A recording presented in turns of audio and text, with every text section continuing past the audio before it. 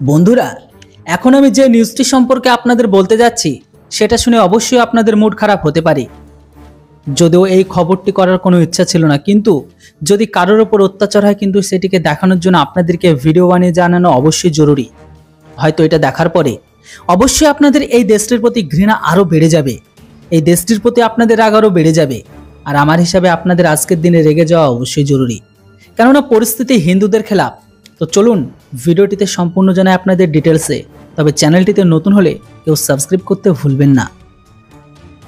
বন্ধুরা, আমি এখানে কথা বলছি পূর্ব পাকিস্তানের। এই মুহূর্তে পূর্ব পাকিস্তানের ঘরের ভেতরে অবস্থা এমন হয়ে গেছে যে সেই দেশের ঘরের ভেতরে হিন্দুদের টিচারদের তাদের প্রাণ বাঁচিয়ে পালিয়ে আসতে পারছে না আমাদের দেশে, তাদেরকে জোরপূর্বক রিজাইন করানো হচ্ছে। বিশ্বাস না হলে আপনারা এই আর্টিকেলটিকে পড়ুন, যে আর্টিকেলটিতে বড় বড় অক্ষরে লেখা আছে পূর্ব পাকিস্তানে ঘরের ভেতরে সমস্ত হিন্দুদের জোরপূর্বক রেজিগনেশন লেটার দেওয়া হচ্ছে হাতে। আর ইউনুস সরকার তাদেরকে ভারতে পালিয়ে না আসার কথা বলছে। পূর্ব পাকিস্তানি নিউজ এজেন্সি ডেইলি মেলের কথা অনুসারে প্রধানমন্ত্রী শেখ হাসিনা সরকার পড়ে যাবার পরে ধর্ম আর জাতের নামে সে দেশের ঘরের ভেতরে হিন্দুদের বেঁচে থাকা মুশকিল করে দিয়েছে তারা।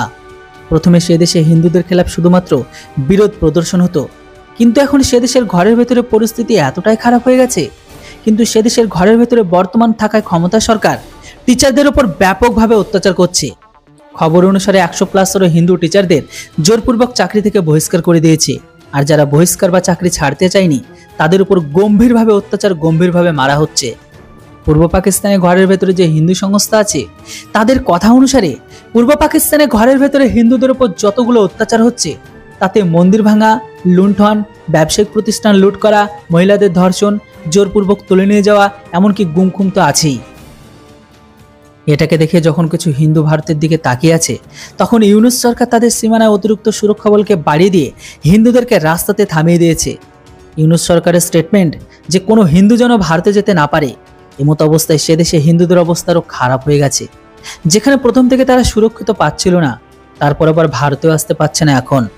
আর এই বর্তমানে থাকা সরকার ভারতের কাছে আর্থিক প্যাকেজের সহায়তা চাইছে, সেখানে সেই দেশের উগ্রবাদী জনতা জিহাদি ব্যক্তিগুলো হিন্দুদেরকে মিটিয়ে দিচ্ছে। ইউনুসের এই সরকার একদমই বিশ্বাসযোগ্য নয়। এই মোহাম্মদ সুদখোর ব্যক্তি গরিবের ব্যাংকার হিসেবে নোবেল শান্তি পুরস্কার পেয়েছিল, কিন্তু রাজনীতিতে এই গরিব ব্যক্তির জন্য কোনো ভালো মানুষ নয় তিনি। এটা আবারও প্রমাণিত হয়ে গেছে।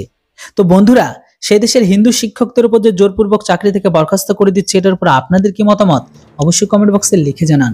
Thanks for watching. জয় হিন্দ, বন্দে মাতরম।